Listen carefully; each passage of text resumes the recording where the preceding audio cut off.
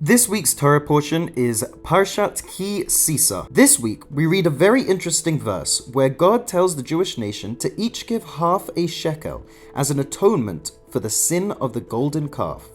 Now, the Medrash comments on this verse and says, God showed Moses a coin of fire, and God said, this is what should be given.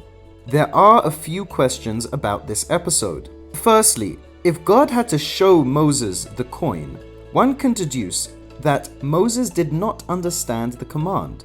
Why couldn't he understand? It seems straightforward enough. Secondly, why did it have to be a coin of fire? It was an ordinary coin that was given by the Jewish nation, not a coin of fire. In order to understand these questions, we are going to need to look at the whole situation through the lens of Chassidus. In regards to the first question we had, yes, Moses did not quite understand the command. His question was, how could giving a coin atone for the grievous sin of idol worship? Moses understood the inner dimension of the commandments, and he knew that each command acted as a source of vitality for the Jewish nation. To put it simply, imagine an image of a body. It has many limbs performing various functions. Now, imagine that all these limbs were in fact commandments, and its vital functions are only carried out when the commandments are performed. So, for example, a small commandment could correspond to one's little finger.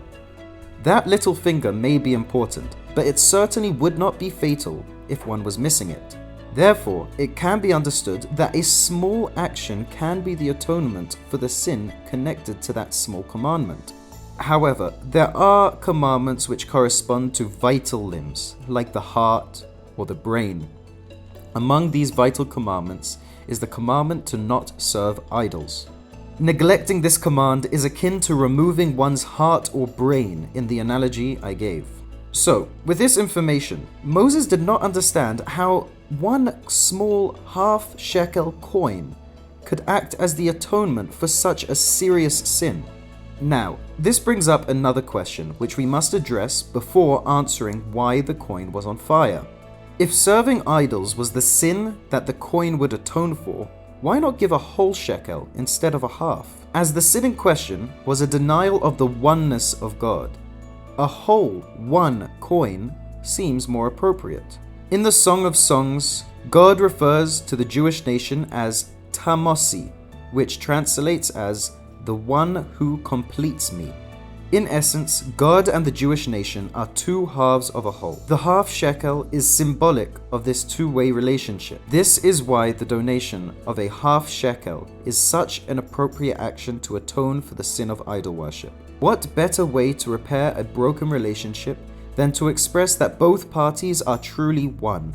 This oneness stems from the essence of the soul of a Jew, and no sin can affect that inner essence. This also explains why the coin must be on fire, that the donation of the coin must be an expression of the inner fire of love within one's soul. Yisrael v'kudsha b'richu kula chad. Israel and the Holy One are all one. Thank you so much for watching, guys. To help the channel grow, I would really appreciate it if you could like, subscribe, and share this video. I hope to be posting about Purim, Pesach, and all the Jewish holidays that are to come. Have a fantastic, purposeful week, and I'll see you next time.